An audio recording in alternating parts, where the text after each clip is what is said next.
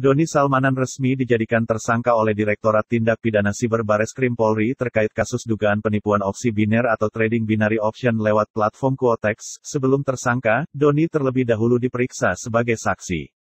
Karopenmas Divisi Humas Polri, Brigjen Pol Ahmad Ramadan mengatakan penetapan tersangka ini dilakukan setelah dilakukan pemeriksaan selama 13 jam dan setelah itu dilakukan gelar perkara ini setelah memperhatikan pemeriksaan para saksi, juga pemeriksaan ahli, ada ahli ITE, ahli bahasa, ahli hukum, dan juga pemeriksaan terhadap saksi korban.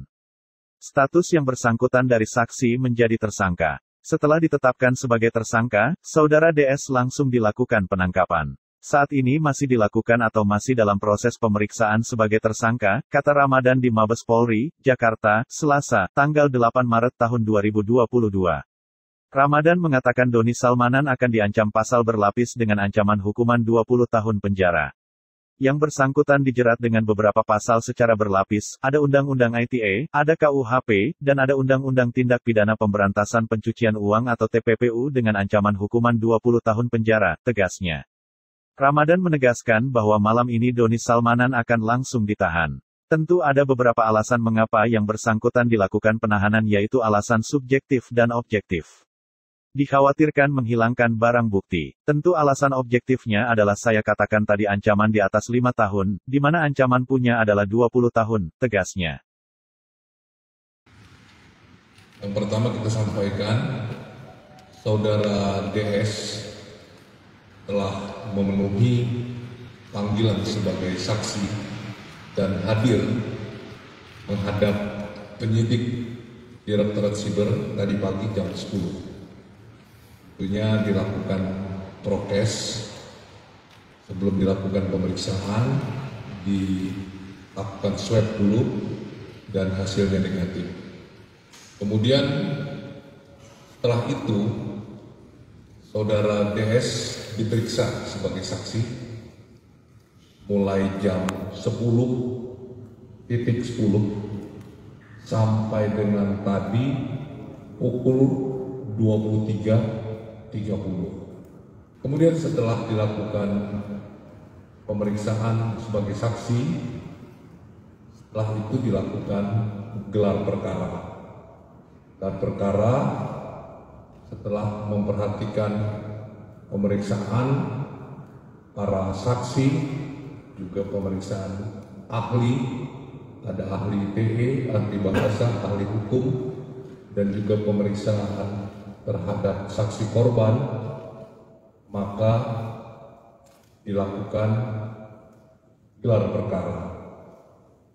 Gelar perkara menetapkan atau meningkatkan status yang bersangkutan dari saksi menjadi tersangka.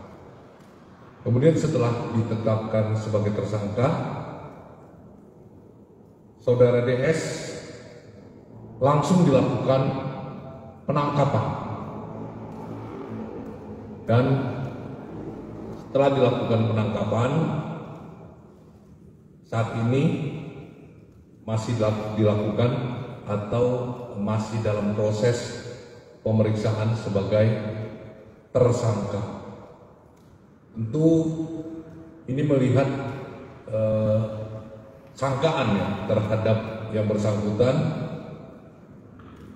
Yang bersangkutan dijerat dengan beberapa pasal secara berlapis.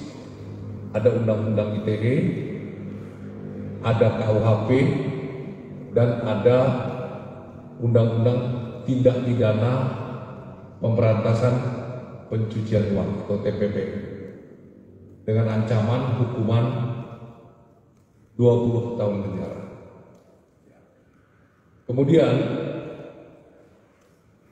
setelah dilakukan pemeriksaan sebagai tersangka, malam ini juga atau setelah ini Saudara DS dilakukan penahanan. Tentu ada beberapa alasan mengapa yang bersangkutan nanti akan dilakukan penahanan, yaitu alasan subjektif dan objektif. Alasan subjektifnya adalah dikhawatirkan yang bersangkutan melarikan diri, dikhawatirkan mengulangi perbuatan kembali, dan dikhawatirkan menghilangkan barang bukti. Itu alasan objektifnya adalah, saya katakan tadi, ancaman di atas 5 tahun, di mana ancaman TPPU-nya adalah 20 tahun. Itu saja yang kami sampaikan. Pasalnya aja ya, nggak usah saya sampaikan.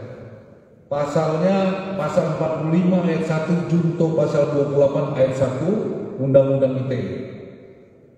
Ancamannya 6 tahun penjara. Kemudian pasal 378 KUHP,